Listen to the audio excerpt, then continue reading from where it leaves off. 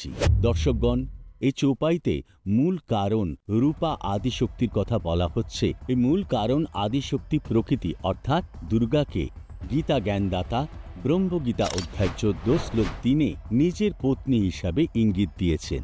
এরপরে গীতা অধ্যায় 14 শ্লোক 4 এই ব্রহ্মই বলেছেন যে এই মূল প্রকৃতি অর্থাৎ দুর্গা সকল প্রাণীর মাতা এবং এই প্রকৃতি অর্থাৎ দুর্গা যোনিতে বীজ স্থাপিত করা আমি পিতা ব্রহ্ম। তারপর গীতা অধ্যায় 14 শ্লোক 5 এই ব্রহ্ম বলেছেন যে হে অর্জুন, সত্যগুণ, রজগুণ এবং তমগুণ এগুলো প্রকৃতি থেকে উৎপন্ন তিনটি গুণ অবিনশ্বর জীবাত্মাকে শরীরে বেঁধে রাখে। দর্শকগণ, এর থেকে প্রমাণিত হয় যে এই তিন দেবতা সত্যগুণ বিষ্ণু, রজগুণ ব্রহ্মা এবং তমগুণ শ্রী শঙ্কর এরা প্রকৃতি অর্থাৎ দুর্গা দেবী থেকে উৎপন্ন হয়েছে। মার্কণ্ডেয় পুরাণ থেকে আপনাদের ইতিমধ্যে প্রমাণিত করেছি যে রজগুণ শ্রী ব্রহ্মা, তমগুণ হলেন শ্রী শঙ্কর এবং সত্যগুণ হলেন শ্রী বিষ্ণু। এই তিন দেবতা, এই তিন গুণ। দর্শকগণ, এই প্রমাণ আমরা দেবী ভাগবত পুরাণেও পাই। দর্শকগণ, এটি দেবী ভাগবত পুরাণ তৃতীয় স্কন্ধ, যেখানে শ্রী বিষ্ণু দেবী দুর্গার স্তুতি করতে করতে বলেছেন, তুমি শুদ্ধ স্বরূপা, এই সমগ্র সংসার তোমার থেকে উদ্ভাসিত হচ্ছে।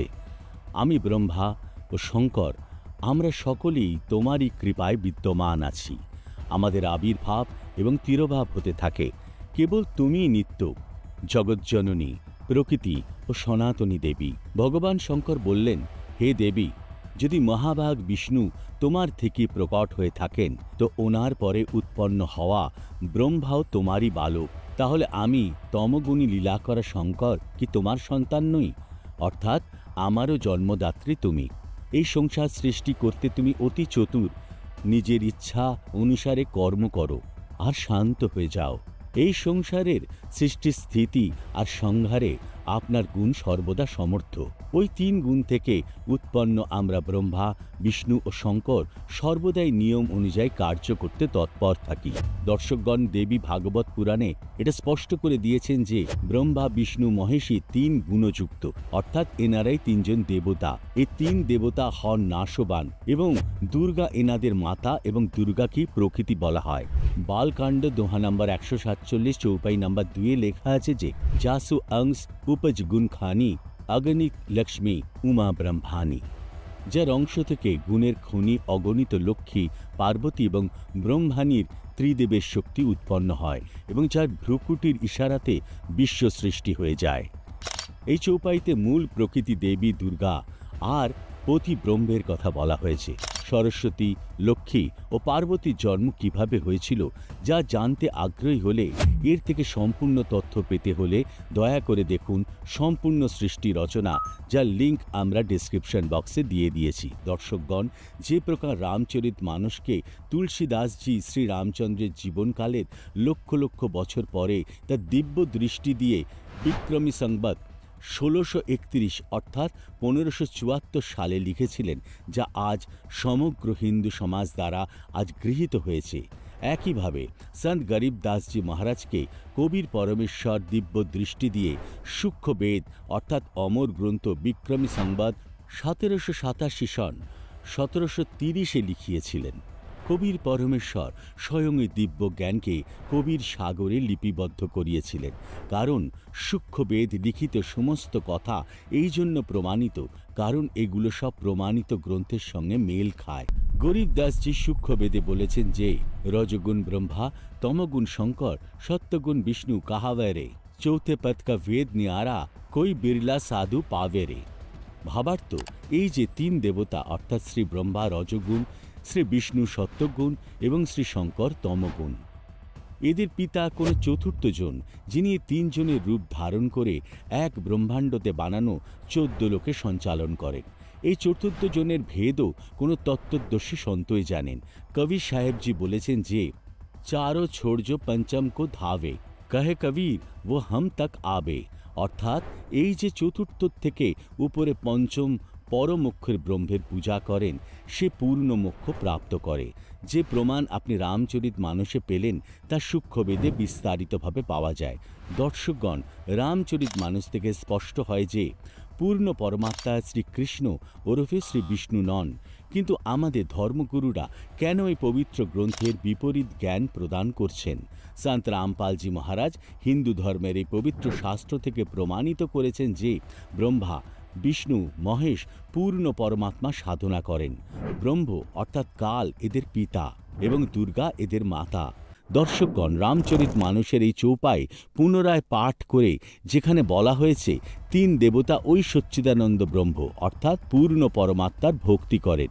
দেখুন, বালকাণ্ড দোহা নাম্বার 145 চৌপাই নাম্বার 1-এ লেখা আছে যে सुन सेवक सुर तरु सुरधेनु विधि हरि हर बंदित बदरेनु सेवत सुलभ सकल सुखदायक प्रणत पाल सचराच नायक। অর্থাৎ, হে প্রভু, শুনুন, আপনি সেবকের জন্য কল্পতরু ও কামধেনু তুল্য। শ্রী ব্রহ্মা, শ্রী বিষ্ণু ও শ্রী মহেশ্বর ভগবানও আপনার পদরোজ বন্দনা করে। আপনি সর্বসুলভ ও সর্বসুখ প্রদানকারী। আপনি শরণাগত বৎসল ও স্থাবর জঙ্গম বিশ্ব চরাচরের প্রভু। এই চৌপাই থেকে স্পষ্ট হয়ে যায় যে ব্রহ্মা, বিষ্ণু, মহেশও অন্য পরমাত্মা অর্থাৎ সচ্চিদানন্দ ব্রহ্মের ভক্তি করেন। দর্শকগণ, আপনারা দেখলেন যে শ্রী ব্রহ্মা, শ্রী বিষ্ণু ও শ্রী শিবজি পূর্ণ পরমাত্মার ভক্তি করেন। দর্শকগণ, আপনাদের মনে নিশ্চয়ই আবারও সন্দেহের উদয় হচ্ছে যে এই দেবতাদের তাহলে এই ভক্তি কে বলেছেন, অর্থাৎ তিন দেবতাদের এই ভক্তি বলা ব্যক্তি কে? কে তাদের গুরু? দর্শকগণ, এই সন্দেহ দূর করেছেন সন্ত রামপালজি মহারাজ সূক্ষ্মবেদ থেকে। দেখুন এই ভিডিও। अनंत कोट ब्रह्मांड का एक रति नहीं भार, सतगुरु पुरुष कबीर हैं ये कुल के सिरजनहार। अयोध्या दशरथ ना होते और नहीं रामचंद्र अवतारे, रावण गर्भ न जन्मिया वो लंका का सिकदार। एक कबीर पुरुष अनादि और सकल है बाद, এক কবির পরমাত্মাই অবিনশ্বর আর সকলেই নাশবান। रचनहार जगत गुरु ये लीला अगम अगाध, अगम संदेशा आदि है ये होते सूर्य न चंद। গরিবদাস জি বলছেন যে প্রথমে সূর্য চন্দ্র ছিল না, তার আগের ঘটনা বলি আপনাদের। शिव वृंच पतियां भय ये बारू जेते अंधे, ग्रीव सिंधु शब्द में सैल कर फिर आए ब्रह्मा पाशे। গরিবদাস জি বলছেন যে কবির সাহেবজি বললেন, কবির সাহেবজি বলেছিলেন যে আমি ব্রহ্মা, বিষ্ণু ও শিব এই সবাইকে মন্ত্র দিয়েছিলাম, এরা আমার শিষ্য হয়েছিল। কি বলছেন? शब्द सिंधु में सैल कर फिर आए ब्रह्मा पासे, मंत्र नाम सुनाइया ये चेरा की नादासे। শ্রী ব্রহ্মাকে ওম মন্ত্র দিয়েছিলেন পরমাত্মা। ব্রহ্মাজি ওম মন্ত্রের জাপ করতেন। তারপর শ্রী ব্রহ্মাকে বলেছিলাম যে আরেকটি মন্ত্র দেব শত নামের, যখন তোমার দৃঢ়তা দেখতে পাবো। এবং দ্বিতীয়বার যখন পরমাত্মা গেলেন তখন কাল ব্রহ্মাকে বিভ্রান্ত করে দিলেন যে এ কিছুই জানে না, এ মিথ্যে বলছে। তো বুদ্ধি পরিবর্তন হয়ে গেল। পরে ব্রহ্মার আগ্রহ একেবারেই দেখেননি, তাই পরমাত্মা সেই পরের মন্ত্রটি দেননি। তারপর কি বলছেন? एक शब्द से सब है ये ब्रह्मा विष्णु महेश, कच्छ मचकूरम गति ये सेंस पुनि दुन शेष। বলা হয় चीर समुंदर हम गए शेष सुनाया नाम, रम राम अगाध धुन शेष सेंस जाऊं।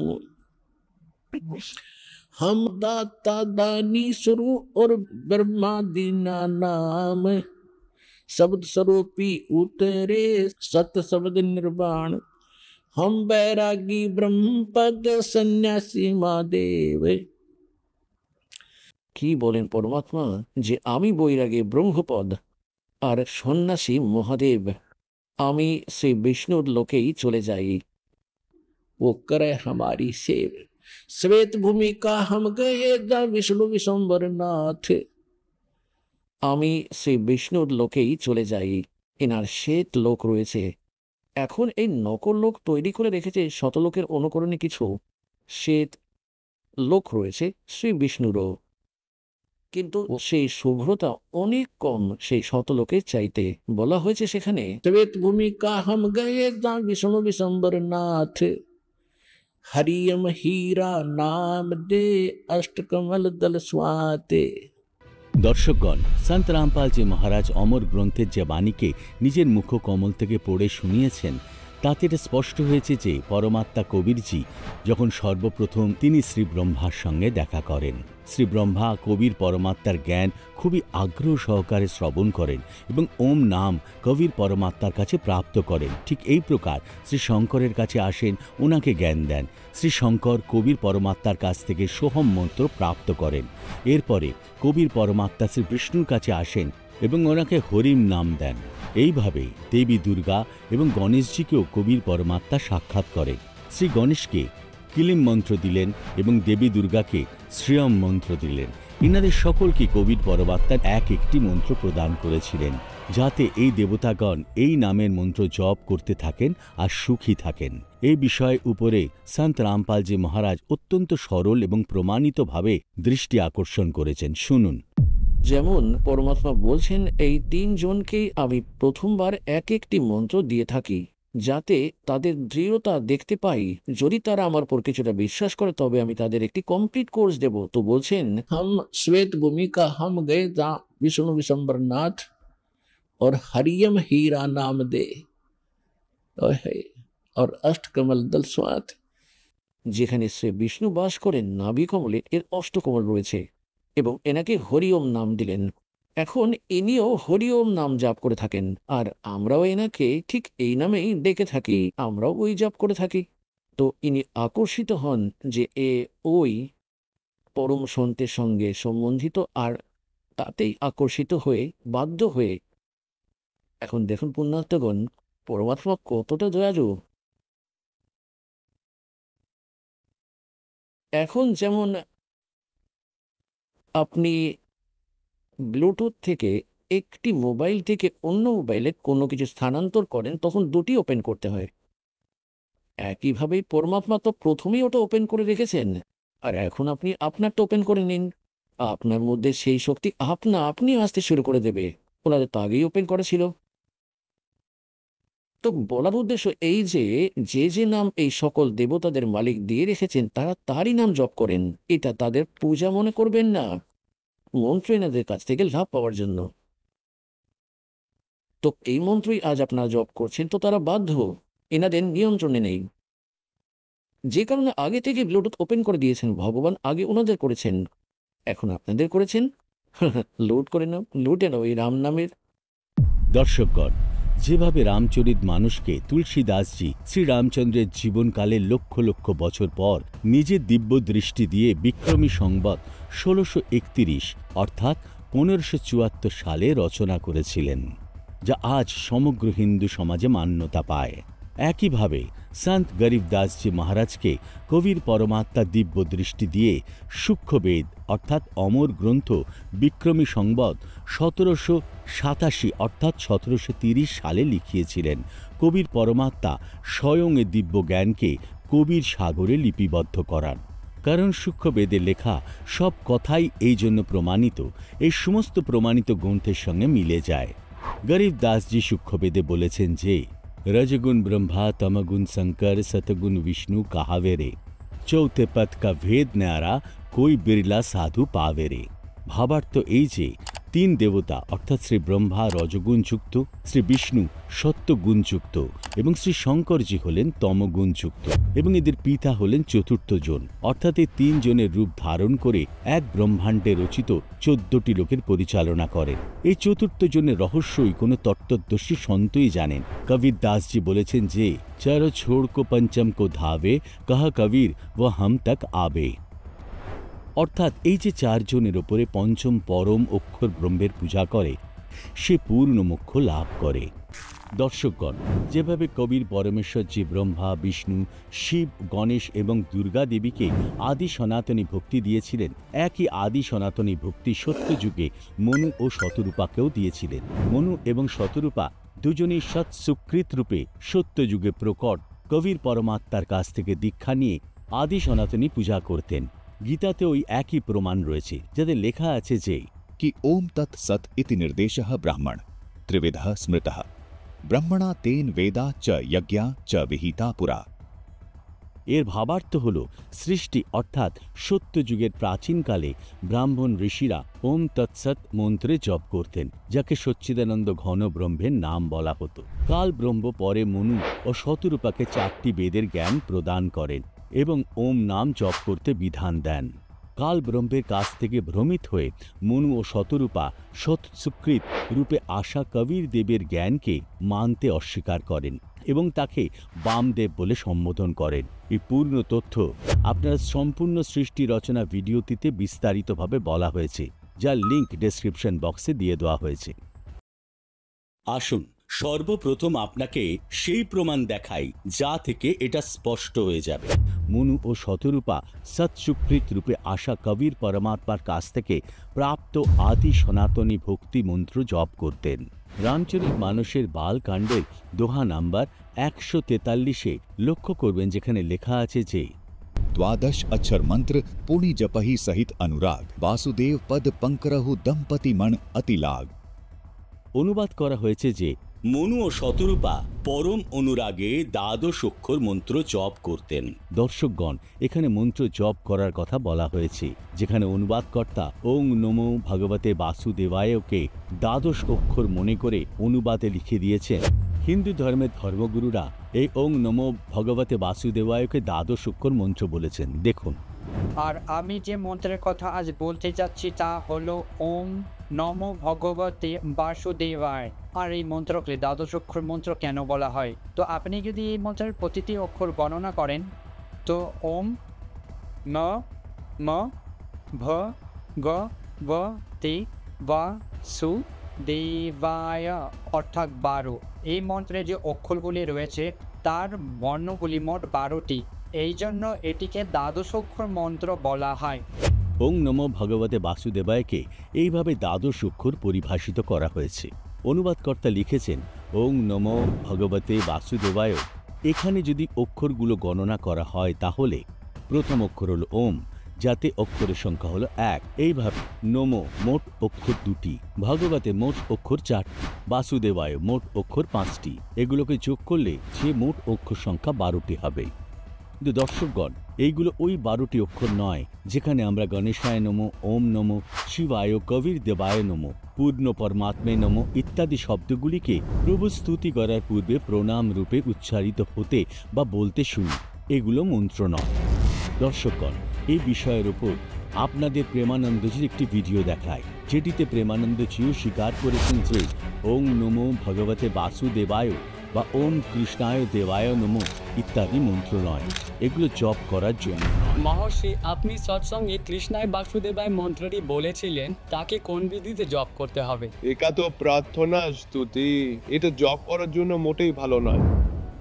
দর্শকগণ, সত্য হলো এই যে ওং নমো শিবায়, ওং নমো কৃষ্ণায় বাসুদেবায়, ওং নমো ভাগবতে বাসুদেবায় এগুলো মোটেও কোনো মন্ত্র নয়। এগুলো শুধু প্রণাম বাক্য, যা কেবল নমস্কার করার সময় বলা হয়। এই কথা স্বীকৃতি প্রসিদ্ধ কথাবাচক প্রদীপ মিশ্রাজিও করেছেন। তিনিও বিশ্বাস করেন যে ওং নমো শিবায় কেবল একটি নমস্কার।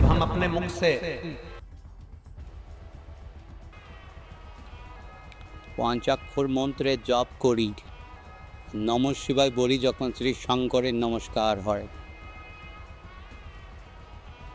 যখন আমরা আমাদের মুখ দ্বারা ষষ্ঠাক্ষর মন্ত্র জপ করি, ওম নম শিবায় বলি, তখন শ্রী সিদ্ধিতে প্রণাম করা হয়। দর্শকগণ, এখন আপনাদের কথাবাচক পণ্ডিত গিরি বাপুজিরও বিচার শোনায়। ওনার ওই একই বক্তব্য যে ওং নমঃ শিবায় মন্ত্র নয়, এটা কেবল প্রণাম বাক্য। তিনি তো ওম নমঃ শিবায়ের অর্থও বলেছেন। ওম নমঃ শিবায় মন্ত্রের অর্থ কি? ওমের অর্থ সমস্ত ব্রহ্মাণ্ড, অনন্ত কোটি ব্রহ্মাণ্ড। নম এর অর্থ হচ্ছে নমস্কার। শিবের অর্থ কল্যাণ। শিবায়ের অর্থ শিব আর শিবা। হে ভগবান শিব ও শিবা, নমস্কার করছি আমরা সম্পূর্ণ ব্রহ্মাণ্ডের, আপনি কল্যাণ করুন। এই হলো অর্থ এই মন্ত্রের। ওং নমঃ শিবায় কোনো মন্ত্র নয়, এটি কেবল একটি প্রার্থনা। প্রণাম রূপে বলা একটি বাক্য মাত্র। যেমন এই কথাবাচকগণ ও ধর্মীয় গুরুরা নিজেরাই এই কথা তাদের প্রবচনে স্বীকার করেছে। দর্শকগণ, যেভাবে এটি প্রমাণিত হলো যে ওং নমঃ শিবায় মন্ত্র নয়, এটা কেবল প্রণাম বাক্য, এইভাবে এই দ্বাদশ অক্ষর ওং নমো ভগবতে বাসুদেবায় মন্ত্র নয়, এটিও প্রণাম বাক্য। অনুবাদকর্তাদের দ্বাদশ অক্ষরের সঠিক জ্ঞান না থাকায় এবং তত্ত্বজ্ঞানের অভাবের কারণে দ্বাদশ অক্ষর মন্ত্রটিকে ভুলভাবে পরিভাষিত করেছেন, অর্থাৎ মূল পাঠের কোথাও ওং নমো ভগবতে বাসুদেবায় লেখা নেই। যদি দ্বাদশ অক্ষর মন্ত্র ওং নমো ভগবতে বাসুদেবায় হতো, তাহলে তুলসীদাসজি রামচরিত মানসের এই পদটিতে অবশ্যই লিখতেন। কিন্তু তুলসীদাসজি প্রণাম বাক্যটিকে কোথাও দ্বাদশ অক্ষর মন্ত্র হিসাবে লেখেননি। এর থেকে বোঝা যায় যে ওং নমো ভগবতে বাসুদেবায় দ্বাদশ অক্ষর মন্ত্র নয়। দ্বাদশ অক্ষর মন্ত্র কোনটি আসুন জেনে নিন, যা সন্ত রামপালজি মহারাজ প্রমাণিত করে বিস্তারিতভাবে বুঝিয়েছেন।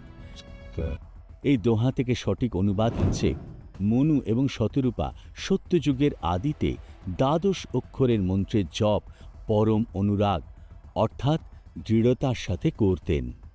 পূর্ণ পরমাত্মা অর্থাৎ বাসুদেবের ওপর এই রাজা ও রানীর পূর্ণ বিশ্বাস হয়ে গিয়েছিল। দর্শকগণ, আপনাদের বাসুদেবের অর্থ বিস্তারিতভাবে বলবো। প্রথমে এটা জেনে নেওয়া যাক, মনু ও শতরূপা যে 12 অক্ষরের মন্ত্রে জপ করতেন, ওই 12 অক্ষরের মন্ত্রটি কি? দর্শকগণ, অনুবাদকর্তারা এখানে 12 অক্ষরের মন্ত্রের বর্ণনা করেছেন। এইগুলো ওই 12 অক্ষর মন্ত্র নয় যা মনু আর শতরূপা জপ করতেন। অনুবাদকর্তা আর বর্তমান ধর্মগুরুদের মতে শ্রীকৃষ্ণজি বাসুদেব, এই জন্য তারা নিজেদের ইচ্ছা মতন ওই 12 অক্ষর মন্ত্রকে ওং নমো ভগবতে বাসুদেবায় লিখে দিয়েছিলেন। যেখানে শ্রীকৃষ্ণ তো দাপর যুগে জন্মগ্রহণ করেছিলেন, অপরদিকে মনু এবং শতরূপা সত্য যুগে জন্মগ্রহণ করেছিলেন।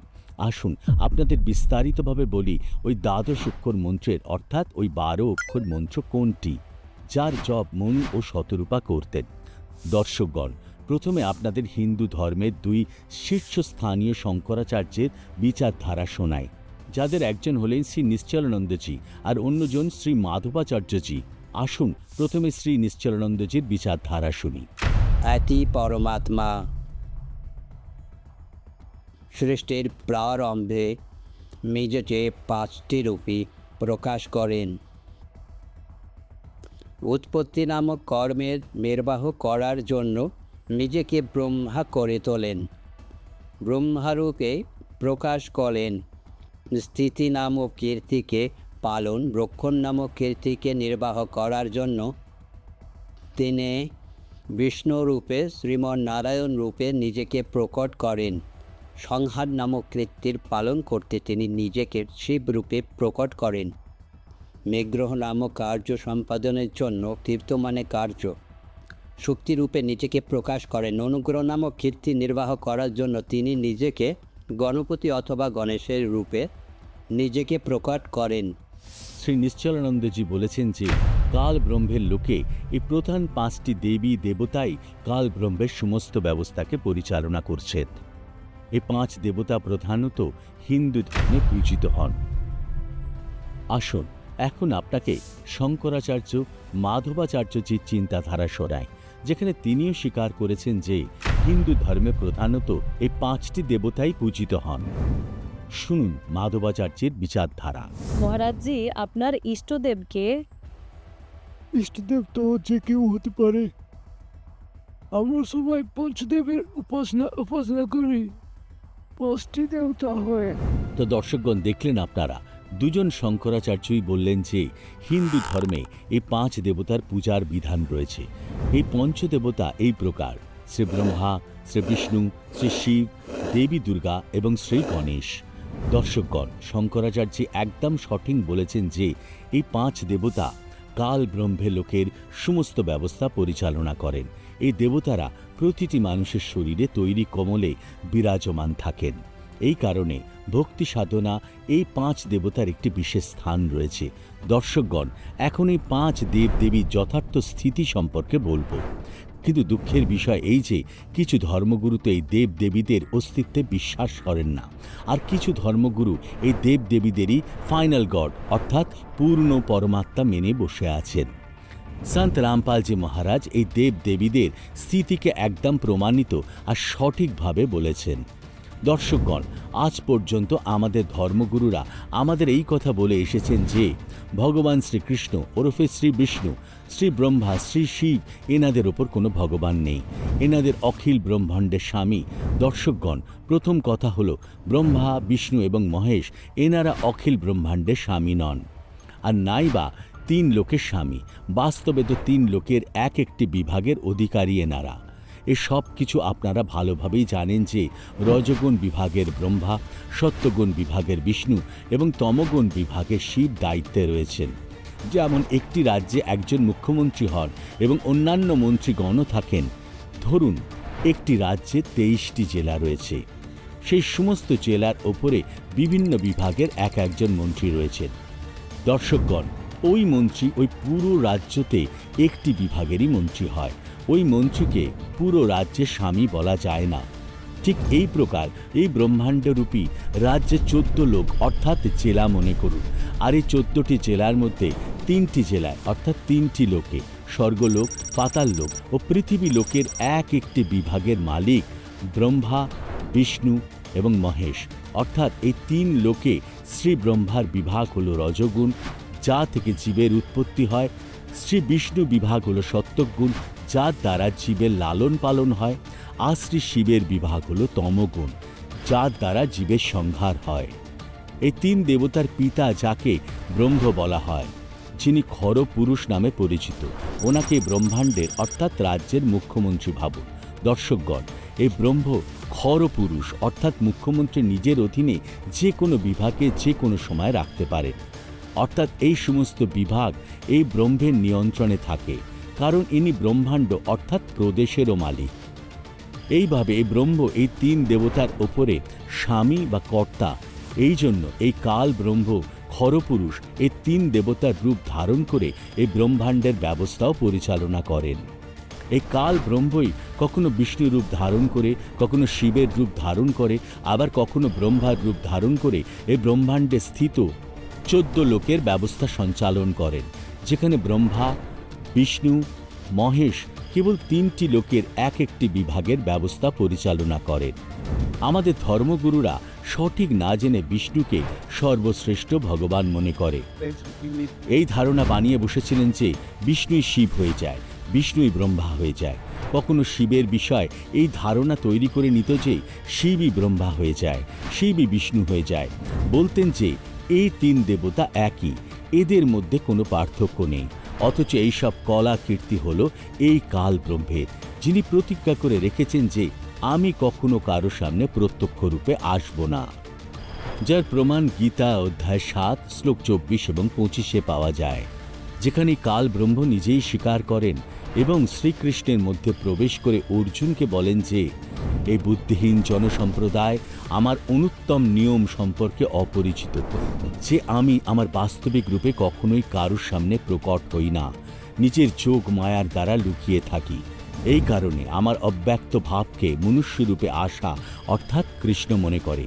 তার এই অনুত্তম নিয়মের কারণে সে সব তার পুত্রদের রূপ ধারণ করে এই 14 লোকে সমস্ত কার্য করেন। কাল ব্রহ্ম অব্যক্ত থাকার প্রতিজ্ঞা কখন এবং কেন করেছেন, এই তত্ত্বজ্ঞান কেবল সন্ত রামপালজি মহারাজই প্রমাণিত করে বলেছেন।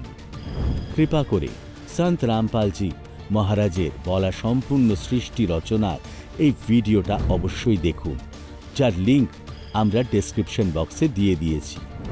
যেমন মুখ্যমন্ত্রী যখন কোনো দপ্তরের কাজের ফাইলে স্বাক্ষর করেন, অর্থাৎ যখন কোনো দপ্তরের কাজ নিজেই করতে যান, তখন তিনি মন্ত্রীর পদের যোগ্যতার স্বাক্ষর করেন, যদিও তিনি মুখ্যমন্ত্রী, কিন্তু ওই সময় তিনি ওই দপ্তরেরই কাজ দেখছেন।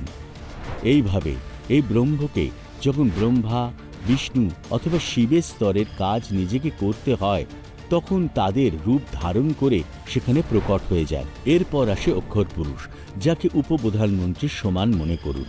তারপরে আসি সবচেয়ে ওপরের পদে পরম অক্ষর ব্রহ্ম, এনাকে প্রধানমন্ত্রীর মতন জানুন। তিনি সমস্ত প্রদেশের মালিক এবং যে কোনো রাজ্যের এবং যে কোনো জেলার হস্তক্ষেপ করতে পারেন, অর্থাৎ সমস্ত রাজ্যের অর্থাৎ সমস্ত লোকের উপর নিয়ন্ত্রক, অল ওভার কন্ট্রোলার হয়। যদি তিনি একটি বিভাগের মন্ত্রীকে প্রধানমন্ত্রী বলে তো এটি তার অজ্ঞতার পরিচয়। যদি কেউ বলে প্রদেশের মন্ত্রীর কোনো মূল্য নেই তবে তিনিও মহামূর্খ। এই জন্য সন্ত রামপালজি মহারাজ এই সকল দেব দেবী থেকে শুরু করে পরম অক্ষর ব্রহ্ম পর্যন্ত সকলের স্থিতি ভালো করেই জানেন। তাই কখনো কোনো দেবতার অর্থাৎ কোনো মন্ত্রীর অসম্মান করেন না, আর না কোনো মন্ত্রীকে প্রধানমন্ত্রী বলে, অর্থাৎ ব্রহ্মা বিষ্ণু মহেশকে পূর্ণ পরমাত্মা বলে ওই প্রধানমন্ত্রী অর্থাৎ পূর্ণ পরমাত্মার অসম্মান করেন। এই রকম ভুল কেবলমাত্র ওই ব্যক্তিরাই করতে পারেন যাদের কোনো তত্ত্বজ্ঞান নেই। দর্শকগণ, আপনাদের আবারও প্রার্থনা করা হচ্ছে যে এই সমস্ত দেবী দেবতাদের আর পূর্ণ পরমাত্মার সম্পূর্ণ তথ্য প্রাপ্ত করার জন্য ডেসক্রিপশন বক্সে দেওয়া লিঙ্কে ক্লিক করে সম্পূর্ণ সৃষ্টি রচনার ভিডিওটি অবশ্যই দেখুন। দর্শকগণ, আপনারা সন্ত রামপালজি মহারাজের প্রবচনের ওপর নয়, কিন্তু আমরা আমাদের পবিত্র ধর্মগ্রন্থগুলিকে তো উপেক্ষা করতে পারি না। এই সকল গভীর রহস্য সন্ত রামপালজি মহারাজ আমাদের পবিত্র শাস্ত্র থেকে বলেছেন। দর্শকগণ, কাল ব্রহ্মের লোক থেকে বের হওয়ার জন্য এবং সর্বপ্রকার সুবিধা প্রাপ্ত করার জন্য এই 5 দেবদেবী সাধনা করতে হবে। দর্শকগণ, তাদের কাছ থেকে সব সুযোগ সুবিধা পেতে হলে তাদের সাধনা দ্বাদশ অক্ষর মন্ত্র জপ করতে হবে। কিন্তু দুর্ভাগ্যবশত এই সমস্ত শঙ্করাচার্যদের এবং হিন্দু ধর্মের এই সমস্ত প্রচারকদের, ধর্মগুরু এবং প্রবচকদের দ্বাদশ অক্ষর মন্ত্র সম্পর্কে কোনো ধারণাই নেই, যাই 5 দেবদেবীর সাধনার প্রকৃত মন্ত্র। সকল শঙ্করাচার্য আর হিন্দু ধর্মের সকল কথাবাচক ধর্মগুরু এবং প্রচারকগণ এই দেবদেবীদের মূল মন্ত্র অর্থাৎ দ্বাদশ অক্ষর ওং নমো ভগবতে বাসুদেবায় মনে করে বসে আছেন এবং এই মন্ত্রে জপ করে মুক্তির আশা করে বসে আছেন। যদি সকল শঙ্করাচার্য এবং হিন্দু ধর্মের এই প্রচারকদের কথা সত্যি বলে মনে করা হয়, তাহলে এই মন্ত্র 5 দেবতার ভক্তি অর্থাৎ সাধনার হতে পারে না। কারণ এই মন্ত্রটি কেবল বাসুদেবের জন্য, যাকে সকল শঙ্করাচার্য শ্রীকৃষ্ণ অর্থাৎ শ্রী বিষ্ণু হিসেবে মনে করেন। যেখানে শঙ্করাচার্যজি নিজেই স্বীকার করেছেন যে হিন্দু ধর্মে 5টি প্রধান দেবদেবী আছেন যারা কাল ব্রহ্মের সমস্ত ব্যবস্থা পরিচালনা করেন এবং এই পঞ্চদেবতাই এই পৃথিবীতে সমস্ত সুবিধা প্রদান করেন। দর্শকগণ, এই পঞ্চদেব সাধনার আসল দ্বাদশ অক্ষর মন্ত্র আপনাদের সামনে উন্মুক্ত করতে চলেছি, যাকে বর্তমানে কেবল একমাত্র তত্ত্বদর্শী সন্ত রামপালজি মহারাজই জগতের সামনে তুলে ধরেছেন।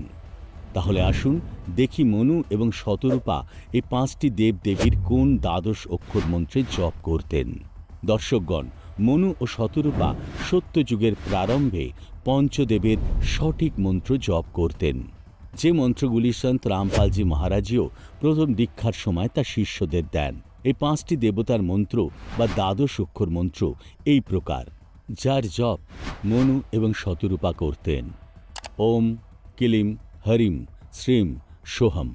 দর্শকগণ, এই প্রকার এই বর্ণগুলিকে একত্রে করলে দেখা যায় সর্বমোট 12টি অক্ষর তৈরি হয়। দর্শকগণ, এই 12টি অক্ষরই একটি মন্ত্র বলা হয় এবং এক একটি মন্ত্রকে সাধককে প্রতিদিন 108 বার জপ করতে হয়। এটি সেই 12 অক্ষর মন্ত্র যার জপ মনু ও শতরূপা করতেন। এটি আদি সনাতনী পূজার প্রথম চরণের মন্ত্র।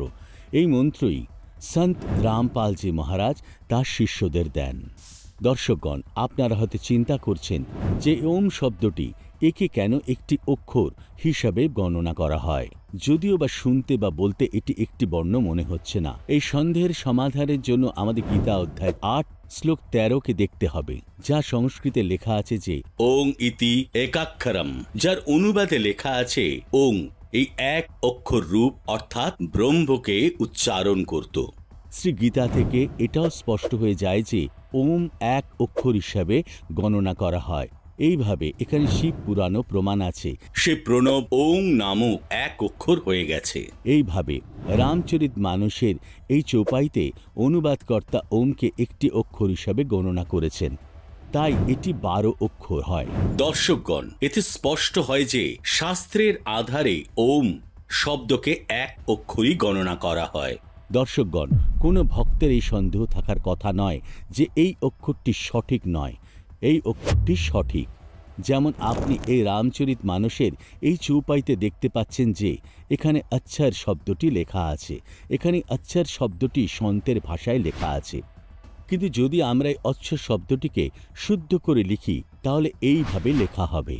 এতে না তো চ শব্দ আছে আর না তো ছ শব্দ আছে, তবে এই দুটি শব্দই অক্ষর শব্দের বোধ করায়। অনুবাদকর্তা দ্বাদশ অক্ষর শব্দের অর্থ দ্বাদশ স্বাক্ষর করেছেন, অর্থাৎ অক্ষর শব্দকে অক্ষর লিখেছেন, যা একদম সঠিক। এইভাবে এই মন্ত্রগুলিকে ব্যাকরণের দৃষ্টিকোণ থেকে দেখলে ভিন্ন বলে মনে হয়, কিন্তু এইগুলো এই দেবদেবীর মূল মন্ত্র হওয়ার বোধ করায়।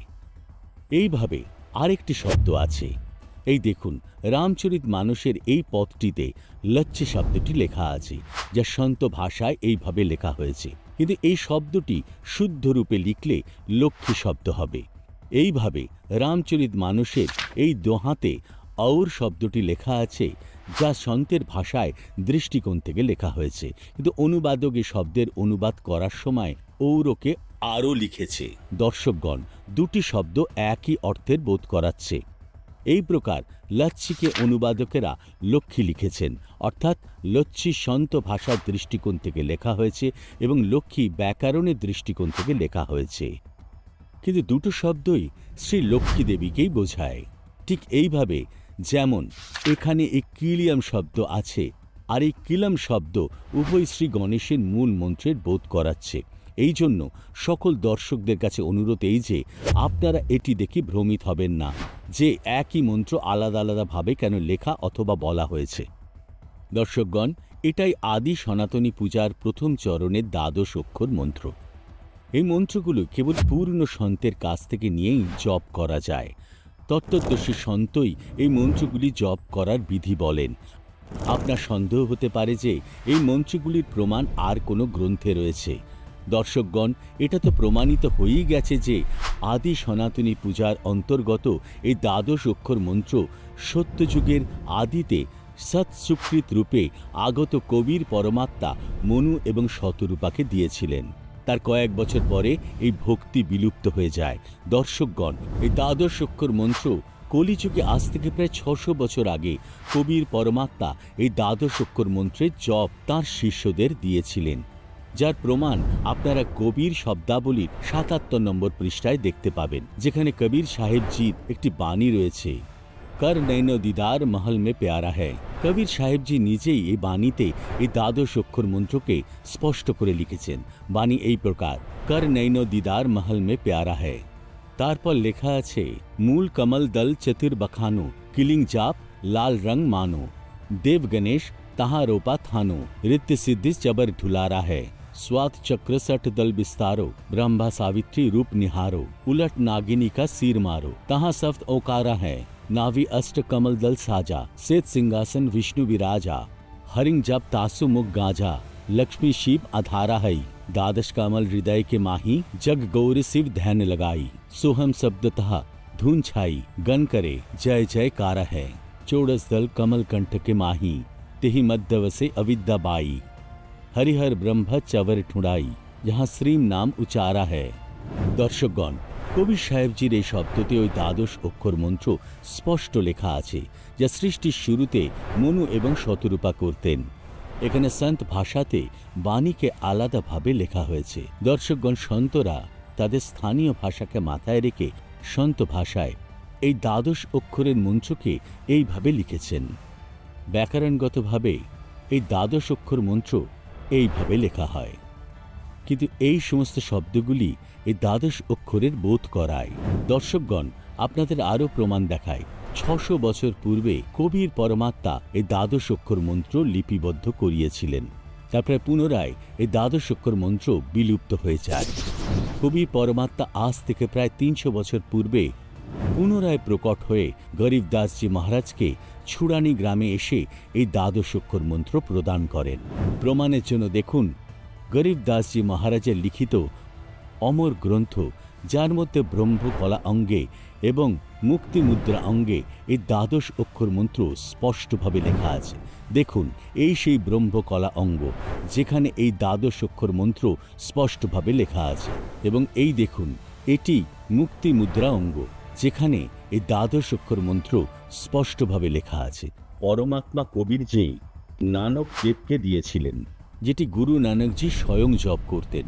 কবির পরমাত্মা বাবা নানকজিকে দ্বিতীয় চরণের সাধনার যথার্থ মন্ত্র সতনামও প্রদান করেছিলেন, যা বাবা নানকজি কখনো কাউকে জপ করার জন্য দেননি। প্রথম চরণে প্রাপ্ত এই দ্বাদশ অক্ষর মন্ত্র বাবা নানকজি শুধুমাত্র গুরু ঐতিহ্যের গদিতে বসা উত্তরাধিকারীকে এই দ্বাদশ অক্ষর মন্ত্রের রহস্য বলেছিলেন, যার প্রমাণ আমরা শিখ ধর্মের প্রমাণিত পুস্তক ৩৫ আকৃতিতে দেখতে পাই, যেখানে এই দ্বাদশ অক্ষর মন্ত্র এখানে শুদ্ধভাবে লেখা আছে। দেখুন, এখানে ওম, হরিম, শ্রীম, কিলিম আর সোহম স্পষ্টভাবে লেখা আছে। বর্তমানে এই দ্বাদশ অক্ষর মন্ত্রের নাম ও জপ করার সঠিক পদ্ধতি কেবলমাত্র সন্ত রামপালজি মহারাজের কাছে আছে। সন্ত রামপালজি মহারাজ এই মন্ত্রকে প্রদান করার একমাত্র অধিকারী সন্ত। যদি কোনো শ্রদ্ধালু নিজে থেকে এই মন্ত্র জপ করতে শুরু করে দেয়, তাহলে তার কোনো লাভ হবে না। দর্শকগণ, ঠিক যেমন একজন ব্যক্তি যদি আসল পাসপোর্টের ছবি দেখে নিজেই পাসপোর্ট তৈরি করতে শুরু করে দেয়, অথবা কোনো অনধিকারী ব্যক্তির থেকে হস্তাক্ষর করিয়ে পাসপোর্ট পাওয়ার চেষ্টা করে, তবে এটি তার নিরর্থক প্রচেষ্টা হবে, যা তার জন্য খুবই ক্ষতিকর হবে। এইভাবে পরমাত্মা প্রাপ্তির এই মন্ত্রের জপ কেবল অধিকারী সন্তের থেকেই প্রাপ্ত করা যায়, যা বর্তমান সময় এই মন্ত্রকে দেওয়ার অধিকারী কেবলমাত্র সন্ত রামপালজি মহারাজ। এই দ্বাদশ অক্ষের মন্ত্রের জপ সন্ত রামপালজি মহারাজের দীক্ষার প্রথম চরণে নিজের শিষ্যদের 1994 সাল থেকে দিয়ে আসছেন। দর্শকগণ, আদি সনাতনীর পূজার 3 চরণ হয়। প্রথম চরণে সাধনার এই পঞ্চদেবের সাধনার মন্ত্র হয়। তারপরে দ্বিতীয় চরণে সাধনা, যা সনাতনী পূজাও বলা হয়। এর মন্ত্র হল ওম তৎ। এখানে তৎ সাংকেতিক মন্ত্র। তারপর তৃতীয় চরণের সাধনাকে আদি সনাতনী পূজা বলা হয়। এর মন্ত্রগুলি হল ওম তৎসৎ। এখানে তৎ এবং সৎ সাংকেতিক। ভক্তি সাধনার এই 3টি চরণকে এরকম মনে করুন। প্রথম চরণের সাধনা, যা পঞ্চদেবের পূজা, যাকে আপনি প্রাথমিক শিক্ষা বলতে পারেন, অর্থাৎ 5ম শ্রেণী পর্যন্ত পড়া মনে করুন, যারা পাঠের মাধ্যমে আপনি আপনার জীবনে শুধুমাত্র আংশিক সুবিধা পাবেন। দ্বিতীয় চরণের সাধনা, যা সনাতনী পূজা, যা গীতা অধ্যায় 15 শ্লোক 16তে উল্লেখ করা হয়েছে, খর এবং অক্ষর পুরুষের পূজা। একে আপনি উচ্চশিক্ষা অর্থাৎ 10ম শ্রেণী পর্যন্ত পড়া মনে করতে পারেন, যা আপনাকে প্রাথমিক শিক্ষার চেয়ে একটু বেশি লাভ দেবে। তৃতীয় চরণের সাধনা, যা আদি সনাতনী পূজা, যা গীতা অধ্যায় 17 শ্লোক 23-এ বর্ণনা করা হয়েছে। এটি গীতা অধ্যায় 8 শ্লোক 3-এও উল্লেখ পরম অক্ষর ব্রহ্মের পূজা। একে আপনি সর্বোচ্চ শিক্ষা জানুন, যা আপনাকে সর্বসুখ এবং লাভ প্রদান করবে। দর্শকগণ, কেবল সন্ত রামপালজি মহারাজই আধ্যাত্মিক মার্গের ভক্তি সাধনা এই প্রকার 3টি চরণে সম্পন্ন করেন। সন্ত রামপালজি মহারাজ পঞ্চদেব পূজা এবং সনাতনী পূজার এই মন্ত্র 1994 সাল থেকে এবং আদি সনাতনী পূজার মন্ত্র 1997 সাল থেকে তার সমস্ত শিষ্যদের প্রদান করছেন। 1997 সালের আগে সন্ত রামপালজি মহারাজ কেবল 2 চরণের ভক্তি সাধনা তার শিষ্যদের দিতেন। 1997 সালে স্বয়ং কবির সাহেবজি রামপালজি মহারাজজিকে তৃতীয় চরণের ভক্তিকে পরবর্তী শিষ্যদের প্রদান করার আদেশ দিয়েছিলেন। দর্শকগণ, আপনাদের মনে এখানে এই ভাবনা আসা স্বাভাবিক যে কি সন্ত রামপালজি মহারাজের পূজ্য গুরুদেব ওনাকে আদি সনাতনী পূজার 3য় পর্যায়ে দেওয়া এই মন্ত্র শিষ্যদের দেওয়ার আদেশ দেননি। দর্শকগণ, আপনাদের কাছে স্পষ্ট করতে চাই যে সন্ত রামপালজি মহারাজের পূজ্য গুরুদেবী সন্ত রামপালজি মহারাজকে আদি সনাতনী পূজার এই 3 মন্ত্র প্রদান করেছিলেন। কিন্তু সন্ত রামপালজি মহারাজ এই মন্ত্র সমস্ত শিষ্যদেরকে কবে প্রদান করবেন, এই আদেশ স্বয়ং কবির পরমাত্মাই দেওয়ার কথা ছিল।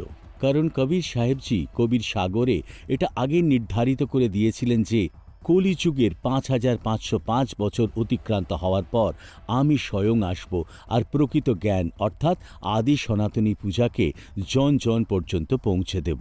এর থেকে স্পষ্ট যে সন্ত রামপালজি মহারাজ এই মন্ত্র তার গুরুজির থেকে প্রাপ্ত হয়েছিলেন, কিন্তু ভক্ত সমাজকে এই মন্ত্র দেওয়ার আজ্ঞা স্বয়ং পূর্ণ ব্রহ্ম কবির সাহেবজি দিয়েছিলেন। দর্শকগণ, যেমন কবিরজি বলেছিলেন, কলিযুগের 5505 বছর অতিক্রান্ত হওয়ার পর আমি নিজে আসব এবং প্রকৃত ভক্তি মার্গ জন জন পর্যন্ত পৌঁছে দেব। দর্শকগণ, কবিরজির পূর্ণ ঝলক এবং সন্ত রামপালজি মহারাজের মধ্যে দেখতে পাওয়া যাচ্ছে। মম সন্ত মুঝে জান মেরা ই স্বরূপম। এটা ভাববেন না যে আমি আসব, এই দাস তারই স্বরূপ পাঠিয়ে রেখেছেন, অর্থাৎ কুকুরকে পাঠিয়ে রেখেছেন, এ নাকি কবি পরমাত্মাই জানো। এতে ভক্তদের বিদ্যুমন্ত্র সন্দেহ করা উচিত নয় যে সন্ত রামপালজি মহারাজের রূপে স্বয়ং কবির পরমাত্মা লীলা করছেন। যেখানে আজ থেকে 600 বছর আগে কবিরজির জ্ঞান সেই সময়ের তথাকথিত পণ্ডিতগণ স্বীকার করেননি, তারা কবিরজির বিরোধিতা করেছিলেন। ঠিক এই রকম স্থিতি আজ সন্ত রামপালজি মহারাজের সাথে দেখতে পাওয়া যাচ্ছে। কবিরজি যেভাবে নির্ভীক আর বেপরোয়া তার আধ্যাত্মিক জ্ঞান জন জন পর্যন্ত পৌঁছে দিচ্ছিলেন, ঠিক একইভাবে সন্ত রামপালজি মহারাজ কবির পরমাত্মা স্বরূপ তার দ্বারা 600 বছর আগে শুরু করা জনকল্যাণের মিশনকে নিরন্তর এগিয়ে নিয়ে যাচ্ছেন। দর্শকগণ, যে অদ্ভুত আর প্রমাণিত জ্ঞান সন্ত রামপালজি মহারাজ তুলে ধরছেন, তা কেবল কবির পরমেশ্বরই করতে পারেন। এটা আপনার শ্রদ্ধা আর বিবেকের উপর নির্ভর করছে। আপনি সন্ত রামপালজি মহারাজকে কবিরজি দ্বারা প্রেরিত পরম সন্ত হিসাবে দেখেন বা কবিরজির রূপে, তবে এটা স্পষ্ট যে উভয় রূপেই মানুষের কল্যাণ সাধিত হচ্ছে। তখন থেকে নিয়ে আজ পর্যন্ত রামপালজি মহারাজ তাঁর শিষ্যদের আধ্যাত্মিক মার্গের ভক্তি সাধনা প্রদান করে এটিকে 3 পর্যায়ে সম্পূর্ণ করেন। দর্শকগণ, সন্ত রামপালজি মহারাজ দ্বারা 3 পর্যায়ে দেওয়া এই ভক্তিবিধির প্রমাণ কবির সাগরে অমর মূল অধ্যায়ের পেজ নম্বর 265-তে পাওয়া যায়। লেখা আছে, প্রথমে শিষ্য হয়ে যো আই তা কহে পান দেহ তুম ভাই। এটা প্রথম চরণের দীক্ষা। পুনরায় লিখেছেন, জব দেখো হো তুম দৃঢ়তা জ্ঞানা তা কাহা कहूं শব্দ পরবানা। এটা দ্বিতীয় পর্যায়ের দীক্ষা। পুনরায় লিখেছেন, শব্দ মাহি জব নিশ্চয় আবে তা কাহ জ্ঞান অগাধ শুনাবে। এটা তৃতীয় পর্যায়ের দীক্ষা। এটা থেকে স্পষ্ট হয়েছে স্বয়ং কবি সাহেবজি এই 3 প্রকার 3 পর্যায়ে মন্ত্র দীক্ষা দেওয়ার বিধি বলেছেন। দর্শকগণ, আপনার এখানে এই সন্দেহ হতে পারে যে কবিরজি তো মাত্র 600 বছর আগে এসেছিলেন, তাহলে কবিরজি কিভাবে মনু আর শতরূপাজিকে আদি সনাতনী পূজা প্রদান করেছিলেন? দর্শকগণ, সূক্ষ্ম বেদে প্রমাণ পাওয়া যায় যে কবি পরমাত্মা 4 যুগে আলাদা আলাদা নামে প্রকট হন এবং আদি সনাতনী পূজার বিধি তার প্রিয় আত্মাগণকে প্রদান করেন। দর্শকগণ, আসুন দেখা যাক সন্ত রামপালজি মহারাজের এই বিষয়ে বিশেষ সৎসঙ্গ প্রবচন। কবির পরমাত্মা বেনারসে কাশীতে ধানক রূপে বাস করতেন, তাঁতি রূপে। ইনি অমর পুরুষ, ইনি সত্য পুরুষ।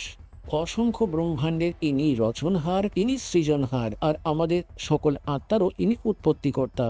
ইনি সর্ব উৎপাদক প্রভু। তাই এই দ্বিতীয় প্রকারের লীলা তিনি প্রত্যেক যুগেই করে থাকেন এবং প্রত্যেক যুগেই এনার আলাদা আলাদা এখানে নাম হয়ে থাকে। যেমন সত্যযুগে সৎসুকৃত নাম থাকে ভগবানের, তাতে ঋষি পরম্পরা বেশি হয় যে সাধুসন্ত ভক্তিমার্গ দেখিয়ে দেয়। তো সেই সময় ঋষি সৎসুকৃত নামে পরমাত্মা প্রসিদ্ধ হয়েছিলেন। ত্রেতাতেই ইনি লীলা করেছিলেন, শিশুর ধারণ করে এসেছিলেন। নিঃসন্তান এক ব্রাহ্মণ দম্পতি তাকে উঠিয়ে নিয়ে গেছিলেন, আর তিনি মনীন্দ্র ও ঋষি নামে প্রসিদ্ধ হয়েছিলেন। দাপর যুগে পরমাত্মাকে এক বাল্মীক পরিবার নিঃসন্তান দম্পতি উঠিয়ে নিয়ে গেছিলেন। দাপরে করুণা নাম ছিল আর বাল্মীক নামে প্রসিদ্ধ হয়েছিলেন। তিনি বাল্মীক ছিলেন না, যিনি সত্যযুগে হয়েছিলেন তিনি অন্য ছিলেন। তারপর তো বাল্মীক এক জাতি পরম্পরা হয়ে গেছিল, আর এই কলিযুগে পরমাত্মা নিজের বাস্তবিক স্বরূপেই এসে থাকেন কবির নামে, কবির দেব নামে, কবির সাহেব নামে। তো পরমাত্মা স্বয়ং বলেন যে सतयुग में सत सुकृत कह टेरा त्रेता नाम मुनिंदर मेरा। द्वापर में करुणा में कहाया, कलियुग नाम कबीर धराया। এর থেকে স্পষ্ট যে কবিরজি 4 যুগে আলাদা আলাদা নামে প্রকট হয়েছেন এবং আদি সনাতনী পূজার প্রকৃত ভক্তি প্রদান করেছেন। যেমন কবির পরমাত্মা সৎসুকৃত রূপে মনু ও শতরূপাকে দেখা দিয়েছিলেন, এই প্রকার আলাদা আলাদা যুগে আলাদা আলাদা রূপে এই সমস্ত মহাপুরুষদের দেখা দিয়েছিলেন। আজ এই সমস্ত সন্তের বাণী এই কথার প্রমাণ। কবির সাহেবজি পূর্ণ পরমাত্মা। গরিবদাসজি মহারাজ তাঁর এক বাণীতে বলেছেন, हम सुल्तानी नानक तारे दादू को उपदेश दिया, जात जुलाहा वेदी नहीं पाया, काशी माही कबीर हुआ। এইভাবে আধ্যাত্মিকতার অধ্যয়ন 3 ধাপে সম্পন্ন হয়, যার ফলে মানুষ এই জন্মেও সব সুখ পায় আর পূর্ণ মোক্ষ প্রাপ্ত হয়। রামচরিত মানুষে লুকিয়ে থাকা এই গূঢ় রহস্য আবিষ্কার করেছেন একমাত্র সন্ত রামপালজি মহারাজ। আজ সনাতনী পূজার পতনের কাহিনী, সন্ত রামপালজি মহারাজের অমৃতবাণী। এই রহস্য সন্ত রামপালজি মহারাজ ভক্ত সমাজের সামনে তুলে এটা প্রমাণ করে দিয়েছেন যে তত্ত্বদর্শী সন্ত কেবল সন্ত রামপালজি মহারাজই। আসুন এই আপনাকে এই দোহাতে বর্ণিত বাসুদেব শব্দের প্রকৃত অর্থ ব্যাখ্যা করি। বর্তমানে অনেক ধর্মগুরু এটা মনে করে বসে আছে যে বাসুদেব শ্রীকৃষ্ণ। তাহলে আসুন দর্শকগণ, আপনাদেরকে শ্রী মহাভাগবত গীতা থেকে প্রমাণ করে দিই যে শ্রীকৃষ্ণ বাসুদেব নন।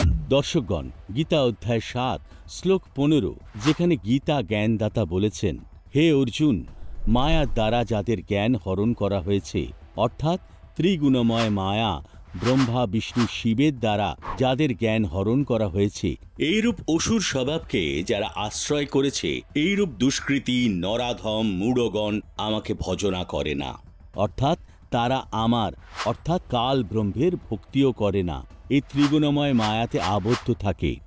এই অধ্যায়ের 7 শ্লোক 16 এবং 17 বলেছেন, হে অর্জুন, উত্তম কর্মকারী, অতার্থী, আর্ত, জিজ্ঞাসু আর জ্ঞানী অর্থাৎ নিষ্কামী, এরূপ 4 প্রকার ভক্তজন আমাকে ভজনা করে। তাদের মধ্যে নিত্য আমাতে একইভাবে স্থিত অন্যান্য প্রেম ভক্তি বিশিষ্ট জানে, এইরূপ জ্ঞানীরা আমি অত্যন্ত প্রিয় হই, আর সেই জ্ঞানী আমার অত্যন্ত প্রিয়। দর্শকগণ, বিশেষ কথা হলো যে পরের শ্লোকে অর্থাৎ গীতা অধ্যায় 7 শ্লোক 18 গীতা জ্ঞানদাতা বলেছেন, যে সমস্ত উদার জ্ঞানী আত্মা আমার অনুত্তম অর্থাৎ অশ্রেষ্ঠ গতিকে প্রাপ্ত হয়। দর্শকগণ, এই শ্লোকে এখানে গীতা জ্ঞানদাতা নিজের ভক্তিকে অনুত্তম বলেছেন, অর্থাৎ নিজের ভক্তিকে ঘাটিয়া বলেছেন। দর্শকগণ, এখানে অনুবাদকর্তা অনুত্তমাম এর অর্থ অতি উত্তম করেছেন, যা একেবারেই ভুল।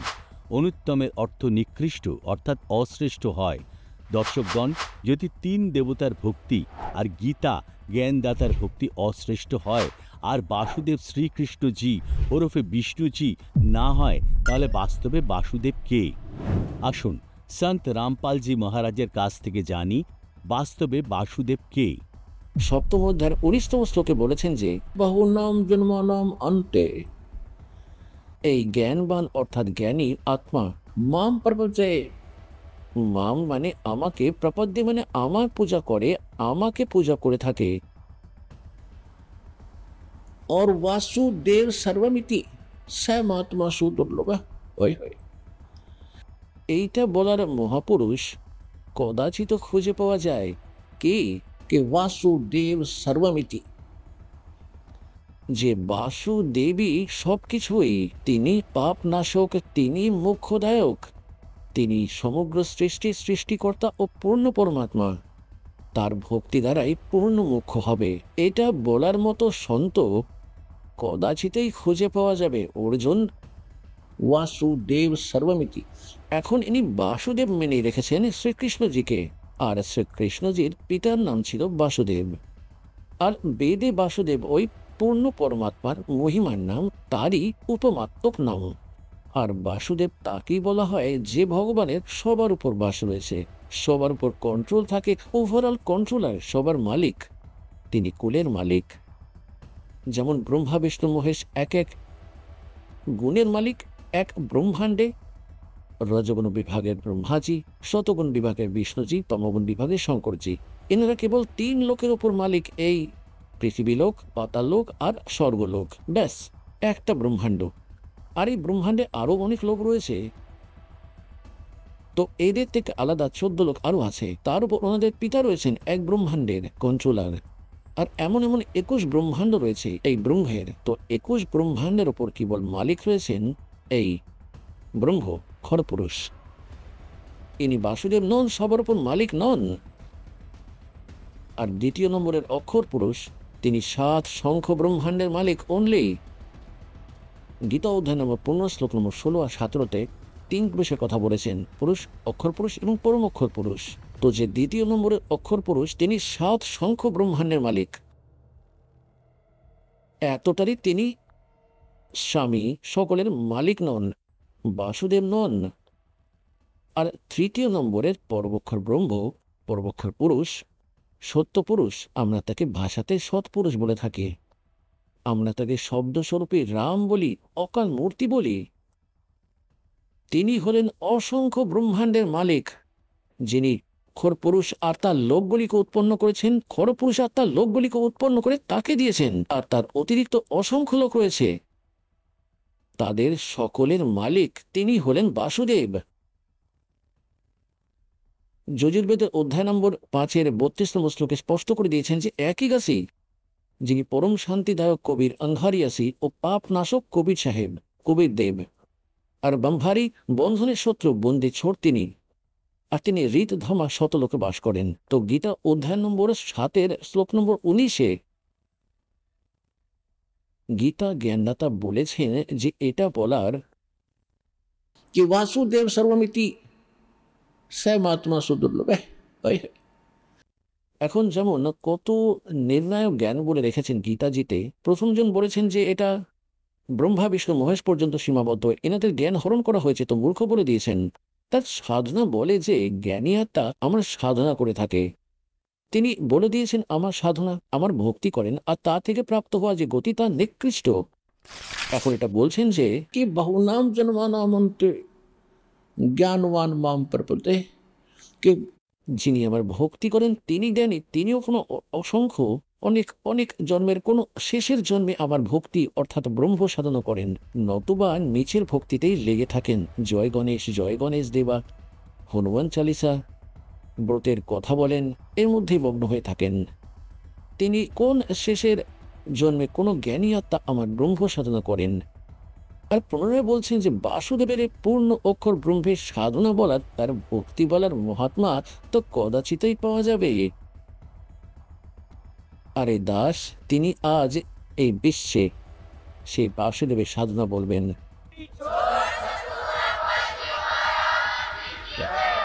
দর্শকগণ, সন্ত রামপালজি মহারাজ খুব সহজ এবং প্রমাণিত ঢঙে স্পষ্ট করেছেন যে বাস্তবে বাসুদেব পরম অক্ষর ব্রহ্ম অর্থাৎ সচ্চিদানন্দ ঘন ব্রহ্ম, এবং এই বাসুদেবকে প্রাপ্ত করার জন্য এই 12 অক্ষর মন্ত্র রয়েছে, যেটাকে প্রথম চরণে দীক্ষার সময় সন্ত রামপালজি মহারাজ 1994 সাল থেকে তার শিষ্যদের দিচ্ছেন। এখন এই 3 পর্যায়ে দেওয়া সাধনা মনু আর শতরূপা সৎসুকৃত রূপে আসা কবির বর পরমাত্মা থেকে পেয়েছিলেন, আর সচ্চিদানন্দ ঘন ব্রহ্মের ভক্তি করতেন।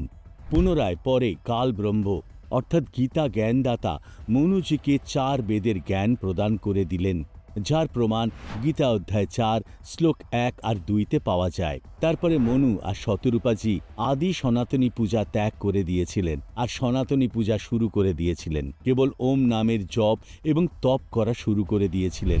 রামচরিত মানসের বালকাণ্ডের দোহা নম্বর 143-এ চৌপাই নম্বর 1-এ প্রমাণ রয়েছে, কহি আকার সাক ফলকন্দা सुमिरहि ब्रह्म सच्चिदानंदा पुनि हरि हेतु करन तप लागे बारी आधार मूल फल त्यागे। তারা শাক ফলমূল সেবন করে সচ্চিদানন্দ ব্রহ্মের স্মরণ মননে নিত্যযুক্ত রইলেন। এবার তারা শ্রীহরির তপস্যায় যুক্ত হলেন এবং ফলমূলও ত্যাগ করে কেবল জল পান করে থাকতে লাগলেন। দর্শকগণ, এখানে পরিষ্কার লেখা আছে যে মনু আর শতরূপা প্রথমে সচ্চিদানন্দ ব্রহ্ম অর্থাৎ পূর্ণ পরমাত্মার ভক্তি করতেন, এবং গীতাজি অধ্যায় 17 শ্লোক 23-এ বলা ওম তৎসৎ সাংকেতিক মূল মন্ত্রের জপ করতেন। তারপর তারা কেবল ফল আহারের ওপর নির্ভরশীল হয়ে ওম নামে জপ আর তপ করতে লাগেন। পুনরায় তারপর তারা ফল খাওয়াও ছেড়ে দিয়েছিলেন। আদি সনাতনী পূজা ছেড়ে দিয়ে সনাতনী পূজা আরম্ভ করে দিয়েছিলেন। এরপর আগত ঋষিগণ ওম নামে জপ করাও বন্ধ করে দিয়েছিলেন আর কেবল তপ করা শুরু করে দিয়েছিলেন।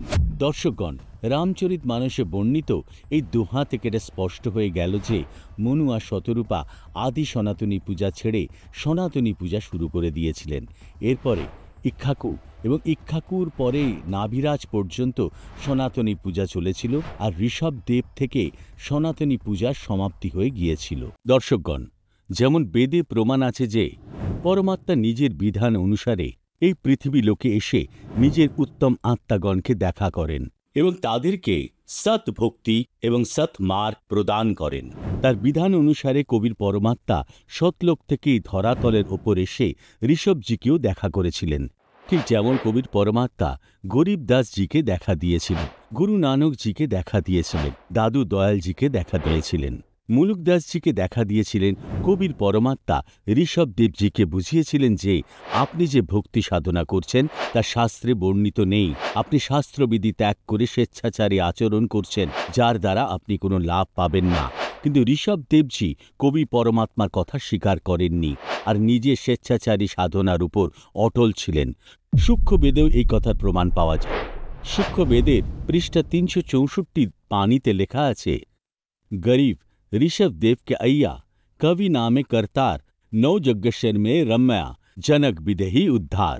অর্থাৎ যে পরমাত্মাকে বেদে কবি বলা হয়েছে সে কবির পরমাত্মা ঋষভদেবজিকে দেখা দিয়েছিলেন, 9 যজ্ঞেশ্বর দেখা দিয়েছিলেন এবং জনক বিদেহীকেও দেখা দিয়েছিলেন।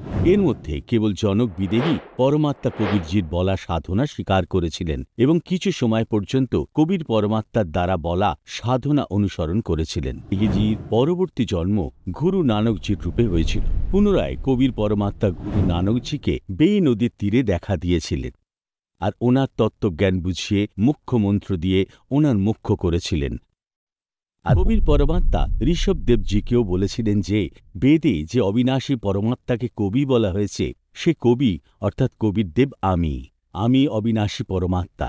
তোমরা সবাই কাল জালে বিভ্রান্ত আছো। এই জন্য আমি পরমাত্মাকে না চিনেও নিজের শাস্ত্রকে ঠিকভাবে না বুঝেও স্বেচ্ছাচারী সাধনা করছেন, যার দ্বারা আমাকে প্রাপ্ত করতে পারবে না। আপনি আমার কাছ থেকে সৎজ্ঞান প্রাপ্ত করে এই কাল লোক থেকে অর্থাৎ জন্ম মৃত্যু চক্র থেকে মুক্তি লাভ করুন। কিন্তু ঋষভদেবজি পরমাত্মাজির কথা মানেননি আর শাস্ত্রবিরুদ্ধ সাধনার উপরই অটল ছিলেন। সূক্ষ্মবেদে লেখা এই বাণীগুলি সম্পূর্ণ সত্য। যেমন তুলসীদাসজি রচিত রামচরিত মানস, যা রামচন্দ্রজির জীবনকালে লক্ষ লক্ষ বছর পরে রচিত হয়েছিল। সে ত্রেতা যুগের ঘটনা অর্থাৎ রামায়ণকে তুলসীদাসজি তার দিব্য দৃষ্টির দ্বারা ভিডিও আকারে দেখা লিপিবদ্ধ করে দিয়েছিলেন, যা আজ সমগ্র হিন্দু সমাজ মেনে নিয়েছে। এইভাবেই কবির পরমাত্মা ছুড়ানি গ্রামে গরিব দাসজিকে দেখা করেছিলেন এবং তাকে এমন দিব্য দৃষ্টি প্রদান করেছিলেন যার দ্বারা গরিব দাসজি অতীত ভবিষ্যৎ বর্তমানের সমস্ত ঘটনা আর যে ঘটনাগুলি ভবিষ্যতে ঘটতে চলেছে তা জানতে পেরেছিলেন। গরিব দাসজি যে দিব্যদৃষ্টি কবির পরমাত্মাজির কাছ থেকে পেয়েছিলেন সে দিব্যদৃষ্টির কোনো সীমা ছিল না, যার কারণে গরিব দাসজি মহারাজ গীতা, 4 বেদ, পুরাণ, বাইবেল এবং যত পবিত্র শাস্ত্র আছে সেই সবের গূঢ় রহস্য সূক্ষ্ম বেদে লিপিবদ্ধ করিয়ে দিয়েছিলেন, যা কেবল গীতাজিতে বর্ণিত তত্ত্বদর্শী সন্তই বুঝতে পারে আর বোঝাতে পারে। এই জন্য কেবল সন্ত রামপালজি মহারাজ এই বাণীগুলি বুঝতে পেরেছেন এবং আজ সমগ্র বিশ্বকে আদি সনাতনী ভক্তি করার প্রেরণা দিচ্ছেন। কবির পরমাত্মার অনেক বোঝানোর পরও এক ইক্ষ্বাকু বংশী নাভিরাজের পুত্র ঋষভদেবজি পরমাত্মা কবিরজির জ্ঞান স্বীকার করেননি। ওই সূর্যবংশে পরবর্তীকালে শ্রী রামচন্দ্রজির জন্ম হয়েছিল। জৈন ধর্মের পুস্তক জৈন সংস্কৃতি কোষ লেখক ও প্রকাশক অধ্যাপক ভাগচন্দ্র জৈন, ভাস্কর নিউ এক্সটেনশন এরিয়া, 13 তুকারাম চাল, সদর নাগপুর, মহারাষ্ট্রের। 175 পৃষ্ঠায় লেখা আছে ঋষভদেবের পুত্র মারিচি অর্থাৎ ভারতের পুত্রকে পুরাণে বৈদিক ধর্মের প্রবর্তক হিসাবে বিবেচনা করা হয়েছে। এই মরিচি জৈন পরম্পরাতে পরবর্তীকালে মহাবীর বর্ধমান ছিলেন। এই পুস্তকের পেজ নাম্বার 176-এ লেখা আছে যে তীর্থঙ্কর ঋষভদেব অন্তিম কুলকার নাভিরাজের পুত্র ছিলেন। ওনার মাতা মরুদেবী ছিলেন। ইক্ষ্বাকু বংশী নাভিরাজ অযোধ্যার এক লোকপ্রিয় রাজা ছিলেন। যুবক হওয়ার পর নাভিরাজ ঋষভদেবের বিবাহ সুনন্দা আর সুমঙ্গলার সঙ্গে করে দিয়েছিলেন। সুনন্দা তেজস্বী পুত্র বাহুবলী আর পুত্রী সুন্দরীর জন্ম দিয়েছিলেন। সুমঙ্গলা ভরত সহ 11 জন পুত্রের আর ব্রাহ্মী পুত্রীর জন্ম দিয়েছিলেন। সময় আসার পর ঋষভদেব ভরতকে, অযোধ্যার বাহুবলীকে, তক্ষশিলার ও অবশিষ্ট রাজপুত্রদেরকে তাদের সামর্থ্য অনুযায়ী রাজ্য হস্তান্তর করে সংসার ত্যাগ করেন এবং দীক্ষা নিয়ে সাধনাতে লীন হয়ে যান। সাধনাকালে পানিপাত্রে ঋষভদেব 1 বছর পর্যন্ত নিরাহার ছিলেন। পরে বাহুবলীর পুত্র ত্রিয়াংশ কুমার যিশু রস দিয়ে তার এই নিরাহার বৃত্তি ভাঙেন। নিরন্তর 1000 বছর পর্যন্ত তপস্যা করা মুনি ঋষভদেব শেষে কেবল জ্ঞান প্রাপ্ত করেছেন আর ধর্ম দেশনা প্রারম্ভ করেছিলেন। প্রথম ধর্ম দেশনা তিনি ভরতের পুত্র মারিচকে দিয়েছিলেন, যিনি পরবর্তীতে 24তম তীর্থঙ্কর মহাবীর হয়েছিলেন। দর্শকগণ, এই মারিচি বৈদিক ধর্মের প্রবর্তক হিসেবে বিবেচনা করা হয় এবং তাহলে এইভাবে ঋষভদেবজি রাজত্ব ত্যাগ করে দিয়েছিলেন এবং বনে 1 বছর নিরাহার ছিলেন। তারপরে 1000 বছর তপস্যা করেছিলেন। তপস্যা সম্পূর্ণ করে প্রথম দীক্ষা তার পুত্র ভরতকে এবং ভরতের পুত্র মরিচিকে দিয়েছিলেন। দর্শকগণ, যে সাধনা ঋষভদেবজি স্বয়ং করেছিলেন সেই সাধনা তিনি তার পুত্র ভরতকে ও নাতি মরিচিকে দিয়েছিলেন, যা শাস্ত্র বিরুদ্ধ ছিল। কারণ গীতা জ্ঞানদাতা গীতা অধ্যায় 6 শ্লোক 16-তে বলেছেন যে হে অর্জুন, এই ভক্তি অর্থাৎ যোগ না তো যে অনেক খায় তার, না তো যে মোটেই খায় না তার, না অধিক শয়নে অভ্যস্ত ব্যক্তির, না সর্বদা জেগে থাকা ব্যক্তির জন্য সিদ্ধ, অর্থাৎ তাদের সাধনা ব্যর্থ হয়ে যায়। গীতা জ্ঞানদাতা গীতা অধ্যায় 17 শ্লোক 5 ও 6 বলেছেন যে মানুষ স্বাস্থ্য বৃদ্ধি বর্জিত কেবল স্বেচ্ছাচারী কঠোর তপস্যা করে এবং কপটতা ও অহংকারে পূর্ণ এবং কামনার আসক্তি আর ভক্তি বলের অভিযানের সঙ্গেও যুক্ত, তারা শরীর রূপে স্থিত ভূত সম্প্রদায়ে পরিণত হয়। অন্তে স্থিত আমি পরমাত্মাকেও কৃশ করে। সেই অজ্ঞানীদের তুমি অসুর প্রকৃতির বিবেচনা করো। এটা থেকে স্পষ্ট যে মানুষ কঠোর তপস্যা করে সে অসুর স্বভাবের হয়। এই জন্য যে সাধনা ঋষভদেবজি তার পুত্র মরিচিকে দিয়েছিলেন সেই সাধনা শাস্ত্র বিরুদ্ধ ছিল। দর্শকগণ, গীতা অধ্যায় 16 শ্লোক 23-এ বলা হয়েছে যে পুরুষ শাস্ত্রবিধি ত্যাগ করে নিজের ইচ্ছায় স্বেচ্ছাচারী আচরণ করে তারা না সিদ্ধি প্রাপ্ত করে, না পরম গতি আর না সুখ প্রাপ্ত হয়।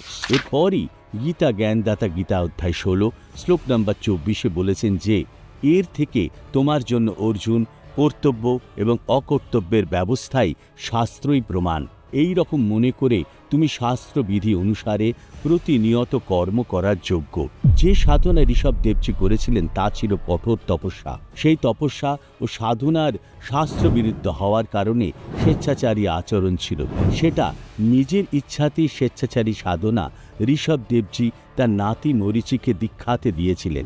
ঋষভদেবজি শাস্ত্র বিরুদ্ধে সে সাধনা করেছিলেন, সে স্বেচ্ছাচারী সাধনার পরিণাম স্বরূপ ঋষভদেবজি পাথরের টুকরো মুখের ভেতর নিয়ে বনে ঘুরতে ঘুরতে জ্বলে মরে গিয়েছিলেন, যার প্রমাণ আমরা শ্রীমদ্ ভাগবত গীতার ভাগবত সুধা সাগরও দেখতে পাওয়া যায়। শ্রীমদ্ ভাগবত সুধা সাগরের 6ষ্ঠ অধ্যায় ঋষভদেবজির দেহত্যাগ 281 পৃষ্ঠায় লেখা আছে যে তিনি দৈব কারণে কোঙ্ক বেক আর দক্ষিণ আদি কুটুক কর্ণাটকের দেশে গিয়েছিলেন আর মুখে পাথরের টুকরো ঢুকিয়ে রেখেছিলেন এবং চুল এলোমেলো পাগলের মতন বিক্ষিপ্ত করে দিগম্বর রূপে কুট কাচালের বনে ঘুরে বেড়াতে লাগলেন। ওই সময় ঝড় থেকে আগুন জ্বলে উঠেছিল এবং বাঁশের ঘর্ষণে প্রবল দাবা অগ্নি দাউ দাউ করে জ্বলে উঠেছিল, আর সেটা সমস্ত বনকে তার লাল লাল লপটতে নিয়ে ঋষভদেবজি সহ ভস্ম করে দিয়েছিলেন।